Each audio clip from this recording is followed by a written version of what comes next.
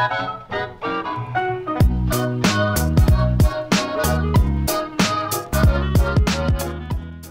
is going on, everyone? It's Nero again, here for you, some Call of Duty 4, playing some Domination, this time on the map countdown using the AK-47. We're playing on the PC here, and I'm not good at the PC, I'm not. But this game's pretty exceptional for someone like me who is still new to the PC, who still sucks at the PC, who still has to look down and figure out which button's the reload button now and again.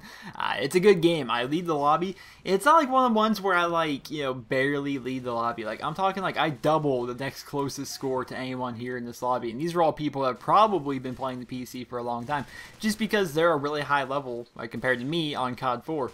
So, I don't know, it's a good game. I think you guys will enjoy it. Oh, we almost get like 70 kills or something ridiculous like that too. So, I hope you guys enjoy that. But welcome to this week's episode of Dear Nero. It's a weekly series here on my channel where you guys send me in fan mail, fan questions if you will. If I feel it's a good question, an entertaining question, I'll go ahead and answer it. Let's hop on this with the first question. He writes, Dear Nero, I can never seem to get a kill streak higher than 7 or maybe 8 in Black Ops 2. I have a .78 KD and I have a 218 score per minute. What can I do to get better at the game? Your thoughts would be appreciated.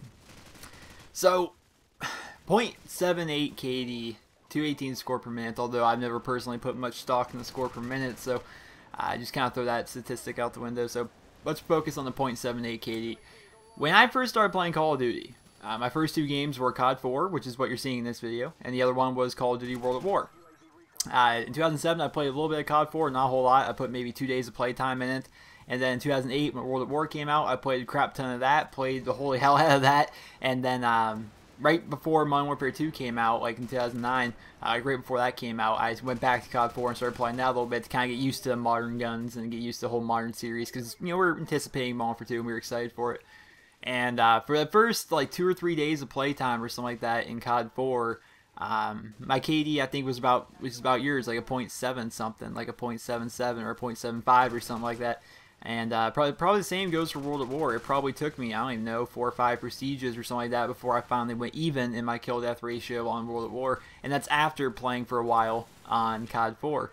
So, if you have a .78 KD, I can only assume that this is either your first or possibly second Call of Duty, maybe first. And it just comes with time. You'll get used to it. Watch YouTube. I mean, people, I said this before, it almost sounds rude, but I think people are spoiled on YouTube. Like, there's so many good commentators out there who are just so good at telling stories and they're so good at entertaining you that people stop doing what they originally came to YouTube for, which is to get them better at Call of Duty or get them better at the game they're watching or just to be entertained by the game they're watching. When I first started watching YouTube, it was to get better at COD 4. It was to get better at World at War. And now it's like people, like I've actually asked a lot of people and they say, oh, I don't even watch the gameplay, I just listen to your commentary. And then it's frustrating because then like I'll play with subscribers now and again, and then like some of them, not like a very small group of them, but some of them are really bad at the game. I mean, they're fun, good people, but they just struggle to do well in the game. And I'm sitting there thinking like, well, if you jackholes would actually watch the gameplay now and again, you can be positive. But it's just something you learn, and YouTube is like the key to that, right? You watch people who are better than you, right? That's not, you know, people like, you watch people that have like really high KD game or how they worked on that match. You'll see like, okay, so I noticed in this gameplay without him even saying it, because a lot of times the commentary is not about the gameplay.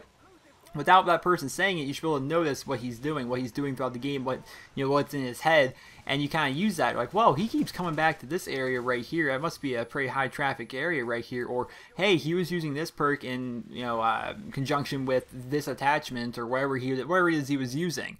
Right, that's one of the things I do. Like when I watch people's videos, I kind of see like what their setup is. Like, oh, well, he runs the grip and the fast mag, huh? Or, oh, grip and rapid fire on that gun's pretty good, huh? I never thought about that. Or, I actually watch the gameplay, you'll learn from it. You'll learn from people's gameplays. And the people that don't watch the gameplay, you're not improving. Right? You're just, I don't know. It's not helping you. But you'll get better with time, I promise. Next question, he writes, Dear Nero, I was wondering if you would like to play Borderlands 1 or Borderlands 2 with subscribers. P.S. I'm a big fan, and I'm a big fan of the games. I would like to play some of them with you. Love your videos. Keep up the great work. Nick from Georgia. So, Borderlands 2, Borderlands 1 and Borderlands 2. I've been playing a lot of Borderlands 2 lately, like an unholy amount, actually, of Borderlands 2 as of late. And so much so that I haven't touched Black Ops 2 in a couple weeks. It's just a fun game. The thing about Borderlands 2, especially, is I have the DLC Ultimate Vault Hunter mode. Those of you who knows what that is, it's like the hardest like difficulty of the game is Ultimate Vault Hunter mode, and I'm playing that. And the thing about Ultimate Vault Hunter mode is, like, you guys can play together like in a co-op 4-person party, but whoever is the highest level in your lobby, that's how strong the characters are gonna be, right? So if you try like, I think I'm level 57. I have a level 57 commando. I'm working towards 61, and 61 is the max level. I have a level 57 commando. If you join my game and you're under level 57, you're going to get your freaking stuff rocked because you're too under leveled. You're just not strong enough to face the people we're facing. And vice versa, if you were to join my game and you're like at level 61 and I'm 57, then all of a sudden you're doing work and I'm just sitting here shooting blanks because I can't do anything. So it's tricky. You have to have people of the same level. And sure, I would love, I mean, maybe once I get to 61, on Ultimate Vault Hunter mode, it'd be a little bit easier to play with subscribers as long as they were also a level 61, because then it's the even playing field for everything. But until I get to 61, it's gonna be kind of difficult. And as for Borderlands 1, I don't even know where my disc is. I'd like to start playing that again sometime soon. Probably after I beat Ultimate Vault Hunter mode. I'm actually like going through and doing all the side missions and stuff, and it's really enjoyable. Next question, he writes, Dear Nero, I am a junior about to be a senior in high school. School just ended last Thursday, and I honestly did not want it to end. As I get closer to senior year, I get worried because I do not know what I'm going to do after high school. My friend is already about to attend college after high school, and I'm just sitting here at home doing nothing productive. Please help. Any advice on how I can do something with my life? Thank you. Esteban from Houston, Texas. So you're a junior, about to be a senior. That's a pretty crucial time. Senior year, if you're good with your grades, senior year's a breeze, man. Like, you go in there, you only have to do, if you stayed like up to date, you didn't fail any classes and stuff. Like for my school anyway, you didn't have to do a whole lot your senior year. You only had a couple classes you had to do, and a lot of time you were doing like electives like art and I don't know, gym and stuff like that. You could just most of your day was spent doing stuff like that. But you're becoming a senior, it's a big thing. You're worried about what you're going to do after high school, which I think that's something a lot of people in school, even at younger years, be a freshman or a sophomore, I think it's something that they also worry about. Here's the key. You're kind of looking at your friend who is already about to attend college, and you're like, oh boy, he's already going to college, he's doing stuff with his life. Keep in mind, college is not a sure thing. It's like this thing that people always have in their head, like, yeah, I'm going to college, I'm going to get this degree in whatever field, and as soon as I get out of college, I'm going to have this awesome job that pays $30 an hour. That's what they tell you, because that's the best case scenario, but very seldom in life does the best case scenario actually go through.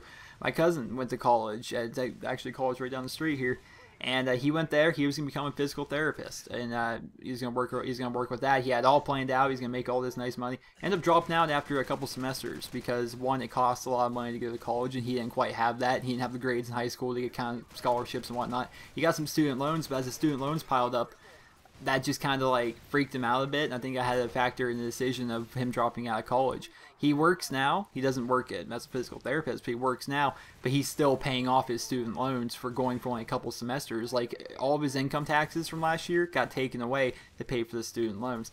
So I'm not hating on college. In fact, I know very little about college. I've never even looked into it. The reason I don't really go look into college that much is just because it costs a retarded amount of money.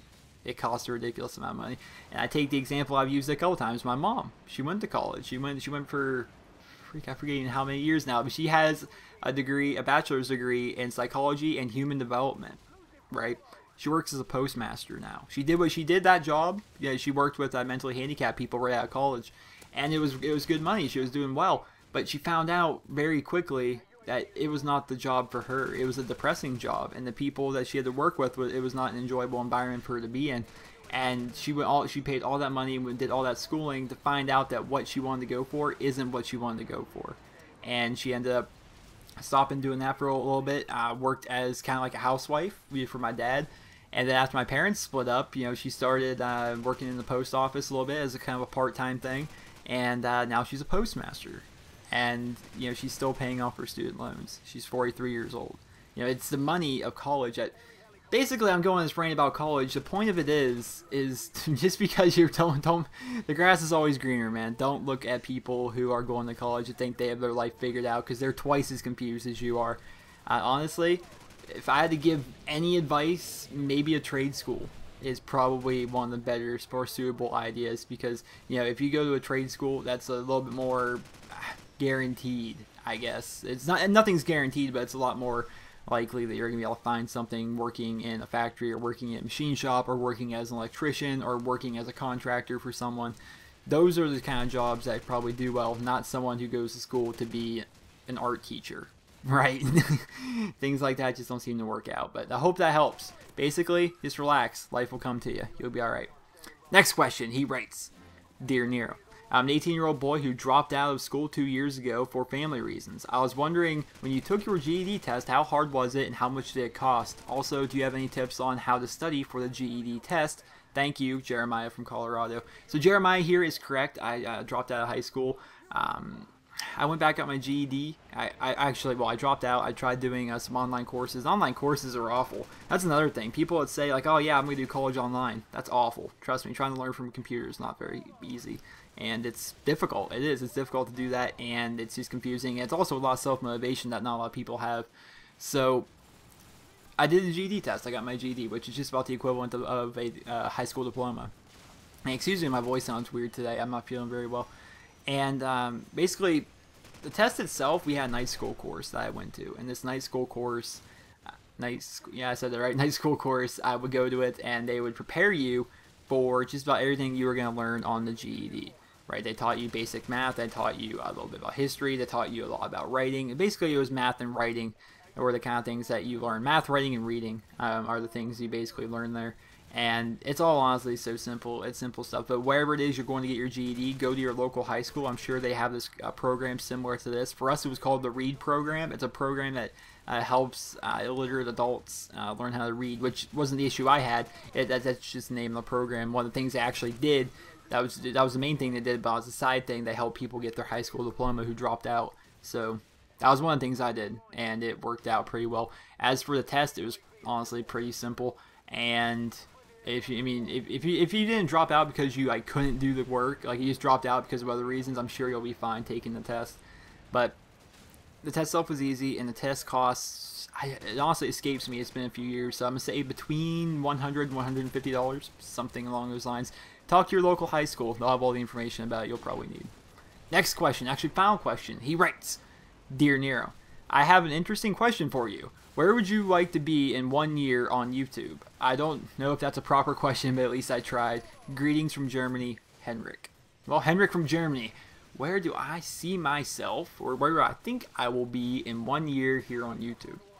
So a year ago today, I should have done the analytics before I started doing this, but a year ago today, I'm going to say I had maybe 10,000 subscribers. I have 50,000 now, and I think I was really just getting started with the whole YouTube thing. My channel was starting to take off last year with the Moab 3 stuff, be it Moab Monday, Moab Friday. I think might have been around this time Dear Nero might have actually started. No, I think it was a little bit later than this. The Dear Nero started. Either way, yeah, it's been a long ride. It's been a pretty long ride. Where do I see myself in 1 year here on YouTube? I see myself still here, definitely. If anything, I predict a channel change between now and then, and it's slowly starting to happen now. Right? When I first started my channel, it was a 1 video a day or 1 video every other day. You know, every couple days I'd get a video. And it was a sit-down, traditional style of commentary. Whereas, as of late, I'm really enjoying live zombie gameplay. I'm really enjoying doing Let's Play stuff, such as PokeMMO, or Walking Dead Survival Instinct, or the Undead Nightmare playthrough I did, or what was the other one? Sniper Elite Nazi Zombie Army. We did that one as well. And I'm starting to enjoy the idea of Let's Plays. I'm starting to enjoy the idea of commentaries. I'm starting to enjoy the idea of more than 1 video a day. And it's pretty neat. I'm really enjoying it. But the gameplay's over. I hope you guys all enjoyed it. Led the lobby in terms of kills, led the lobby in terms of score. It's pretty neat. And that's me playing on the PC.